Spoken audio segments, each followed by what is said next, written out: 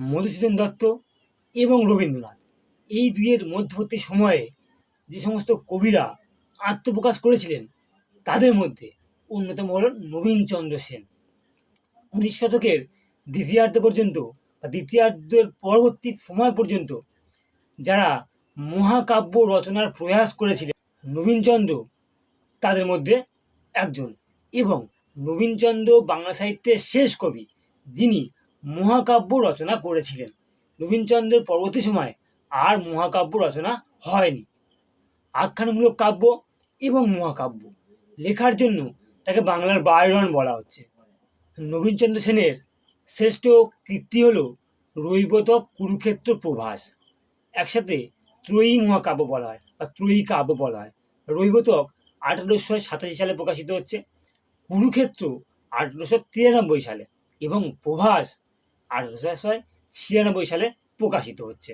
এই তিনটেকে একসঙ্গে ত্রয়ী মহাকাব্য বলা হয়। এই মহাকাব্যে দেখা যায় যে অখণ্ড ভারতবর্ষ গড়ে তোলার প্রয়াস রয়েছে।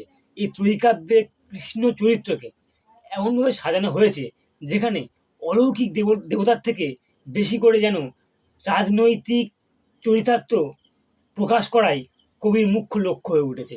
এখানে কৃষ্ণ কোনো ঈশ্বর নন, বরং তিনি মহান দূরদর্শী রাজনৈতিক নেতা। এর মাধ্যমে কবি আর্য ও অনার্যদের বৈশিষ্ট্য বা বৈষম্য দূর করতে চেয়েছেন অখণ্ড ও সাম্যবাদী ভারত গড়ে তোলার ভাবনা। 19 শতকের জাতীয়তাবাদী চেতনার এই কাব্য খুব স্পষ্টভাবে দেখা যায়। এছাড়াও নবীনচন্দ্র সেনের আরও একটি মহৎ ঐতিহাসিক সাহিত্য কীর্তি হচ্ছে পলাশীর যুদ্ধ। এই বইটা তার উল্লেখযোগ্য প্রধান সাহিত্য কীর্তি।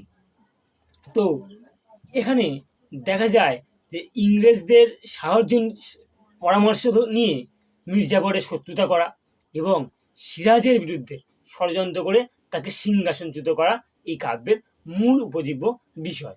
সিরাজের পতন এবং বাংলার স্বাধীনতা হারানো কাব্যে মির্জাফরের চরিত্র, বিশ্বাসঘাতকতা সম্পূর্ণ কাব্যটি তিনি ঐতিহাসিক পটভূমিকা নিয়ে, বাস্তবসম্মত চিত্র নিয়ে কাব্যকারে প্রকাশ করেছেন।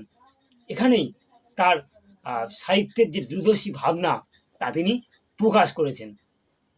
তৎকালীন ব্রিটিশ শাসনের আমলে এই কাব্যটি জনমানুষের মধ্যে দারুণ উদ্দীপনা সৃষ্টি করতে পেরেছিল।